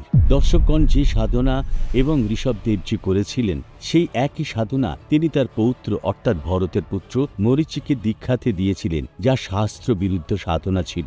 আর তারপরই তার পরিণাম স্বরূপ মরীচির জীবনাত্মার কি দুর্দশা হয়েছিল শুনুন। জৈন ধর্মগ্রন্থ জৈন সংস্কৃতি কোষ অনুসারে মরীচিজি বৈদিক ধর্ম প্রতিষ্ঠা করেছিলেন। বৈদিক ধর্ম সনাতন ধর্মের বিকৃত রূপ। এই সাধনার দ্বারা জন্ম মৃত্যু সমাপ্ত হয় না। দর্শকগণ, হিন্দু ধর্মকে বৈদিক ধর্ম এবং সনাতন ধর্ম বলা হয়। বৈদিক ধর্মকে সর্বশ্রেষ্ঠ বলে মনে করা মহা অনুভবকারীর জন্য বৈদিক ধর্মের প্রবর্তক শ্রী মরীচির জীবন ইতিহাস আপনাদের সামনে পেশ করা হচ্ছে। দর্শকগণ, মরীচির জীবাত্মার দুর্গতি দেখে আপনার কলিজা মুখে চলে আসবে। যদি বৈদিক ধর্মের প্রবর্তক এই দশা হয়ে থাকে, তাহলে ভাবুন সাধারণ সাধকের কি অবস্থা হবে। এই জন্যই সন্ত রামপালজি মহারাজ সমস্ত ভক্ত সমাজের নিকট বারবার অনুরোধ, শাস্ত্র অনুকূল আদি সনাতনী ভক্তি গ্রহণ করুন, যাতে আপনাদের জীবনের কল্যাণ হবে। আসুন দেখা যাক বৈদিক ধর্মের প্রবর্তক মরীচিজির জীবনাত্মার ঋষভ দেবজির থেকে প্রাপ্ত ভক্তি সাধনা করে কি দুর্গতি হয়েছিল। তার প্রমাণ পুস্তক आओ जैन धर्म को जाने, लेखक प्रवीणचंद्र जैन, M.A. শাস্ত্রী, জম্মুদ্বীপ, হস্তিনাপুরের 294 পৃষ্ঠায় প্রশ্ন করা হয়েছে যে প্রথম স্বর্গের পর শ্রী মহাবীর ভগবান জীব কোন পর্যায়ে গিয়েছিলেন। এই প্রশ্নের উত্তরে লেখা আছে যে ভরত চক্রবর্তীর রানী অনন্তমতি থেকে মরীচির নামে জ্যেষ্ঠ পুত্রের জন্ম হয়েছিল, অর্থাৎ মহাবীর জৈনের জীবাত্মা মরীচি হয়েছিলেন। পরে এই পুস্তক आओ जैन धर्म को जाने 295 লেখা আছে যে ইতর নিগদে এক সাগরের আয়ুর নিগদিয়া জীব হয়েছিলেন। নিগদ থেকে বার হয়ে শ্রী মহাবীর ভগবানের জীব কোথায় যায়, যা পড়ে আপনার কলিজা মুখে চলে আসবে। কারণ যে সাধনা ঋষভ দেবজি নিজে করেছিলেন, যে একই সাধনা তিনি তার নাতি ভরতের ছেলে মরীচিকে দিয়েছিলেন। ওই সাধনা করার পর মরীচির জীবাত্মা কোন কোন যোনিতে জন্ম নিয়েছিলেন আর কত কষ্ট ভোগ করতে হয়েছিল আপনি নিজে পড়ুন। 1000 বার আগ বৃক্ষের ভব মানে আগ বৃক্ষ হয়েছিলেন, 80,000 বার ঝিনুকের ভব, 20,000 বার নিম বৃক্ষের ভব, 90,000 বার বৃক্ষের ভব, 30,000 বার চন্দন বৃক্ষের ভব, 5 কোটি বার কোণের বৃক্ষের ভব, 60,000 বার বেশ্যার ভব, 5 কোটি বার শিকারীর ভব, 20 কোটি বার হাতি হলো, 60 কোটি বার সে গাধার ভব, অর্থাৎ 60 কোটি বার গাধা হয়েছিল। দর্শকগণ, গাধার একটি জন্ম কত বেদনাদায়ক হয়, আর এখানে তো 60 কোটি বার মহাবীর জৈনের জীবাত্মা গাধা হয়েছিল বলা হয়েছে। তারপরে 30 কোটি বার তাকে কুকুরের জীবন ভোগ করতে হয়েছে, 60 কোটি বার নপুংসুকের, 20 কোটি বার নারীর ভব, 90 লাখ বার ধোপার ভব, 8 কোটি বার ঘোড়ার ভব, 20 কোটি বার বেড়ালের ভব, 60 কোটি বার গর্ভপাতের কারণে মৃত্যু এবং 80 লাখ বার দেব পর্যায়ে প্রাপ্ত হয়েছিলেন। উল্লেখিত সমস্ত যোনি ভোগ করার পর মহাবীর ভগবান কোন পর্যায়ে অথবা কোন যোনি প্রাপ্ত করেছিলেন? রাজগৃহ নগরের স্থাবর নামে এক ব্রাহ্মণ হয়েছিলেন। স্থাবরের এক পর্যায় থেকে শ্রী মহাবীর ভগবানের জীবাত্মা কোথায় গিয়েছিল? মহেন্দ্র স্বর্গে 7 সাগর আয়ু ধরণকারী দেব হয়েছিলেন। মহেন্দ্র স্বর্গ থেকে মহাবীর ভগবানের জীবাত্মা কোথায় গিয়েছিল? রাজগৃহ বিশ্বভূতি রাজার জৈনী রানী থেকে বিশ্বনন্দী নামের পুত্র হয়েছিল। বিশ্বনন্দী পর্যায় থেকে বেরিয়ে শ্রী মহাবীর ভগবানের জীবাত্মা কোথায় গিয়েছিল? মহাশুক্র স্বর্গে দেব হয়েছিলেন। মহাশুক্র স্বর্গ থেকে বেরিয়ে মহাবীর ভগবানের জীবাত্মা কোথায় গিয়েছিল? ত্রিপৃষ্ঠ নামক নারায়ণ হয়েছিলেন। ত্রিপৃষ্ঠ নামক নারায়ণ থেকে মহাবীর ভগবানের জীবাত্মা কোথায় গিয়েছিল? সপ্তম নরকে গিয়েছিল। সপ্তম নরক থেকে মহাবীর ভগবানের জীবাত্মা কোথায় গিয়েছিল? জম্মুদ্বীপের ছত্রপুরে নন্দীবর্ধন রাজার বীরমতী রানী থেকে নন্দ নামের পুত্র হয়েছিলেন। নন্দের জীবাত্মা পরবর্তীতে কোথায় কোন পর্যায়ে গিয়েছিল? পুষ্পোত্তর বিমানে দেব হয়েছিল। তারপরে 24তম তীর্থঙ্কর শ্রী মহাবীর ভগবান হয়েছিলেন। দর্শকগণ, ঋষভদেব থেকে শাস্ত্র বিরুদ্ধ ভক্তি পাওয়ার কারণে মরীচি জীবাত্মাকে অনেক কষ্ট সহ্য করতে হয়েছিল, আর ওই পরম্পরাতে পরবর্তীতে শ্রী মহাবীর জৈন হয়েছিলেন। এখন আগে পড়ুন শ্রী মহাবীর ভগবানের জীবাত্মা কত ভণ্ড মত চালিয়েছিল। উত্তর দেওয়া হয়েছে যে 363টি ভণ্ড মত চালিয়েছিল। এর আগে মরীচিজি কোটি কোটি বার গাধা হয়ে জন্মেছেন, কোটি কোটি বার কুকুর হয়ে জন্মেছেন এবং আরো অনেক জন্ম হয়েছিল। স্বর্গে দেবতাও হয়েছিলেন। এই হরহাটের কুয়াতে ফেসে রয়ে গেলেন। এই বৈদিক ধর্মে তপও জুড়ে দেওয়া হয়েছিল, যেকে ব্রহ্মাজির জীবনী থেকে নেওয়া হয়েছিল। শ্রীমৎ দেবী ভাগবত পুরাণের 3য় স্কন্ধে অধ্যায় 3 থেকে 5 লেখা আছে যে ব্রহ্মজি তার পুত্র নারদের প্রশ্নের উত্তর দিতে গিয়ে বলেছিলেন, আমি নৃষপদ্ম ফুলের ওপর নিজেকে বসে থাকা পেয়েছিলাম। আকাশবাণী হলো, তপ করো, তপ করো। আমি 1000 বছর তপস্যা করেছি। এই তপের বৈদিক সাধনা ঋষভদেব থেকে শুরু হয়েছিল। সেই সময় সত্যযুগ প্রায় 1 লক্ষ বছর পার হয়েছিল। ওম নামের জপ এবং তপ সাধনা খিচুড়ি হয়ে গিয়েছিল, যাকে গীতায় শাস্ত্রবিধি ত্যাগ করে স্বেচ্ছাচারী আচরণ বলা হয়েছে। গীতা অধ্যায় 17 শ্লোক 5 এবং 6 কঠোর তপস্যাকারীকে রাক্ষস বলা হয়েছে। ঋষভদেবের এই সাধনা সমস্ত ঋষিরা করতে থেকেছেন। আগে গিয়ে এই ঋষিরা ওম নামের জপ ছেড়ে দিয়েছিলেন আর তপ করতে লেগেছিলেন, যার সাক্ষী ঋষিদের এই ইতিহাস। গীতা অধ্যায় 8 শ্লোক 13-তে কাল ব্রহ্ম তার ভক্তির কেবল এক ওম মন্ত্র বলেছেন। আর গীতা অধ্যায় 17 শ্লোক 23-এ পরম অক্ষর ব্রহ্ম সচ্চিদানন্দ ঘন ব্রহ্মের ওম তৎসৎ মন্ত্র বলেছেন, যা সাংকেতিক। এই ওম নামের সাধনা আর ওম তৎসতের সাধনা অতিরিক্ত অন্য সাধনা ও মন্ত্রকে গীতা অধ্যায় 16 শ্লোক 23 ও 24-এ শাস্ত্র বিরুদ্ধে আচরণ অর্থাৎ ব্যর্থ বলেছেন। আসুন পুনরায় পবিত্র গীতাজি থেকে জেনে নেওয়া যাক। গীতা অধ্যায় 4 শ্লোক 1 আর 2 অনুসারে সনাতনী পূজা ও জ্ঞান ইক্ষ্বাকু বংশী রাজ ঋষি নাবিরাজ পর্যন্ত ছিল, তারপরে নষ্ট হয়ে গিয়েছিল, অর্থাৎ লুপ্ত হয়ে গিয়েছিল, যা গীতা রূপে আজ থেকে প্রায় 5600 বছর পূর্বে দাপর যুগের শেষে বলা হয়েছিল। যা লোকে প্রশ্ন করে, পূর্ব ঋষিদের মোক্ষ কি হয়নি? উত্তর আমরা ইতিমধ্যে পেয়েছি। যখন যাদের সাধনায় শাস্ত্রবিধি ত্যাগ করে স্বেচ্ছাচারী আচরণ ছিল, তাদের তাহলে কিভাবে মোক্ষ হতে পারে? গীতা অধ্যায় 16 শ্লোক 23 অনুসারে এইসব ঋষিদের সাধনা ব্যর্থ ছিল, কারণ এইসব ঋষিরা শাস্ত্রবিধি ত্যাগ করে স্বেচ্ছাচারী আচরণ করেছিলেন, অর্থাৎ ওম নামের জপ ছেড়ে তপের ওপর মনোযোগ দিয়েছিলেন। এর দ্বারা প্রমাণিত হয় যে এই ঋষিদের মোক্ষ হয়নি। এর প্রমাণ আমরা মার্কেন্ডেয় পুরাণেও দেখতে পাই। দর্শকগণ, মার্কেন্ডেয় পুরাণে লেখা আছে যে রুচি নামে একজন ঋষি ছিলেন, যিনি বেদ অনুসারে ভক্তি সাধনা করতেন, অর্থাৎ সনাতনী উপাসনা করতেন। তিনি মোক্ষ লাভকে জীবনের প্রথম লক্ষ্য মনে করতেন। এই জন্য তিনি বিবাহ করেননি। রুচি ঋষি তপ করতেন না, কেবল ব্রহ্ম উপাসনা করতেন। রুচি ঋষির পূর্বপুরুষেরা সনাতনী পূজা ত্যাগ করে শুধুমাত্র কঠোর তপস্যা করতেন এবং কর্মকাণ্ড করতেন, অর্থাৎ স্বেচ্ছাচারী সাধনা করতেন, যার কারণে তাদের মোক্ষ হয়নি। আর তারা ভূত ও পিতের যোনি প্রাপ্ত হয়েছিলেন। তারা রুচি ঋষিকে বেদের ভক্তি ছাড়ার জন্য এবং স্বেচ্ছাচারী আচরণ করার জন্য বাধ্য করেছিলেন। রুচি ঋষিও নরকের ভাগী হয়েছিলেন। আসুন দেখি মার্কেন্ডেয় পুরাণ থেকে এই প্রমাণ। পুরাণের পৃষ্ঠা নম্বর 250-এর রোচ্চ মনুর উৎপত্তি কথাতে লেখা আছে, মার্কণ্ডেয় কইলেন, পূর্বে প্রজাপতি রুচি নির্মম নিরহংকার ও নিঃশঙ্ক হইয়া নিদ্রা সংযমপূর্বক পৃথিবী পরিভ্রমণে পবিত্র হইয়াছিলেন। তদীয় পিতৃগণ তাহাকে অগ্নিশূন্য, গৃহশূন্য, আশ্রমশূন্য ও সঙ্গশূন্য এবং একাহার দর্শন করিয়া বলিতে লাগিলেন। তাকে সব রকমের আসক্তি থেকে মুক্ত এবং মুনিবৃত্তির দ্বারা থাকতে দেখে তার পিতরগণ তাকে বললেন, পিতর বললেন, বৎস, তুমি কি জন্য পরম পবিত্র স্বরূপ দ্বার পরিগ্রহ অর্থাৎ বিবাহ করিতেছ না? দেখো, দ্বার পরিগ্রহ করিলে স্বর্গ ও অপবর্গ লাভ হয় এবং না করিলে বন্ধন সংকটন হইয়া থাকে। গৃহী পুরুষ সমস্ত দেবগণ, পিতৃগণ, ঋষিগণ ও অতিথিগণের পূজা করিয়া লোক সকল ভোগ করে। দ্বার পরিগ্রহ না করাতে তুমি দেবঋণ, পিতৃঋণ, মনুষ্যঋণ ও ভূতঋণে দিন দিন বদ্ধ হইতেছ। তুমি পুত্র সকল উৎপাদন এবং দেবগণ ও পিতৃগণের তৃপ্তি সাধন না করিয়া মূঢ়তাবশত কিরূপে সদ্গতি লাভের ইচ্ছা করিয়াছ? পুত্র, দ্বার পরিগ্রহ না করাতে আমাদের স্পষ্টই বোধ হইতেছে তোমার পৃথক পৃথক ক্লেশ সংগঠিত হইবে। প্রথম ক্লেশ মৃত্যুর পর নরক এবং তাহার পর অন্য জন্মেও ক্লেশ উপস্থিত হইবে।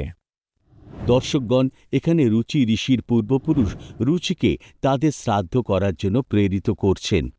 এটাতে রুচি ঋষি জবাব দিচ্ছেন আর বলছেন, রুচি কহিলেন, পরিগ্রহ করিলে অতিমাত্র দুঃখে পতিত হইতে হয়, নরক লাভও হয় এবং অধোগতিও ভোগ করিতে হয়। এই জন্যই আমি পূর্বে দ্বার গ্রহণ করি নাই। সম্যকরূপে নিয়ন্ত্রণ করিয়া আত্মাকে যে সংযত করা যায়, তাহাই মুক্তির হেতু হইয়া থাকে, কিন্তু পরিগ্রহ করিলে তাহা হয় না। পিতৃগণ কহিলেন, ইন্দ্রিয় আদি সংযত করিয়া আত্মার প্রক্ষালন করা যুক্তিযুক্ত বটে, কিন্তু বৎস, তুমি যে পথের পথিক হইয়াছ, তাহাতে মোক্ষলাভ হইবে।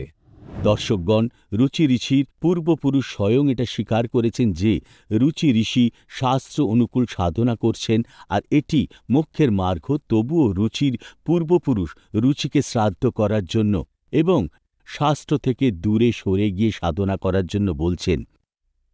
এই বিষয়ে রুচি ঋষি তার পূর্বপুরুষকে বলছেন যে, রুচি কহিলেন, পিতামহগণ, বেদে কর্মমার্গকেই অবিদ্যা বলিয়া উল্লেখ করা হইয়াছে, তবে আপনারা কিরূপে আমাকে সেই কর্মমার্গেই সংযোজিত করিতেছেন?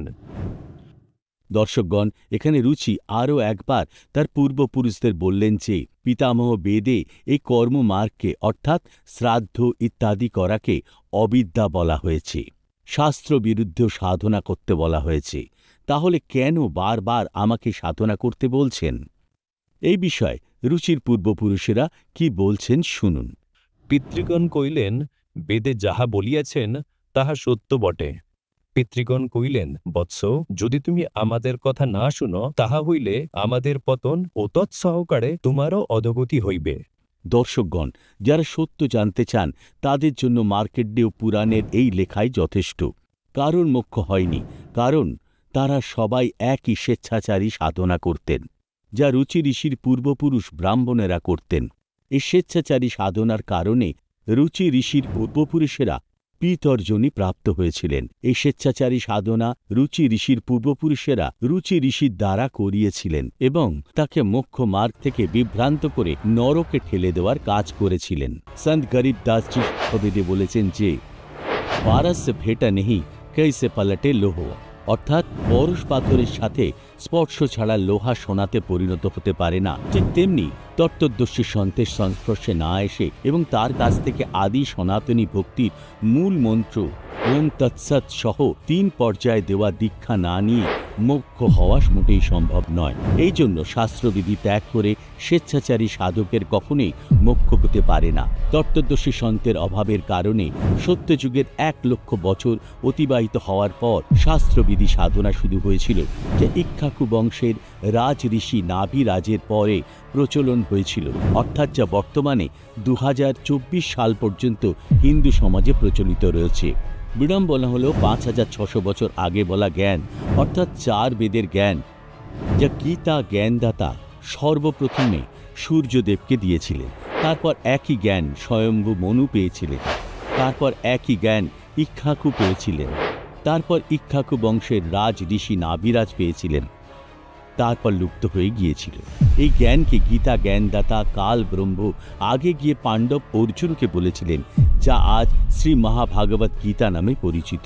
আজ পর্যন্ত পবিত্র হিন্দু ধর্মের শ্রদ্ধালু পবিত্র গীতার জ্ঞানকে সঠিকভাবে না বুঝে শাস্ত্রবিধি ত্যাগ করে স্বেচ্ছাচারী অর্থাৎ মন মর্জি আচরণ মানে ইচ্ছা অনুসারে সাধনাই করছে।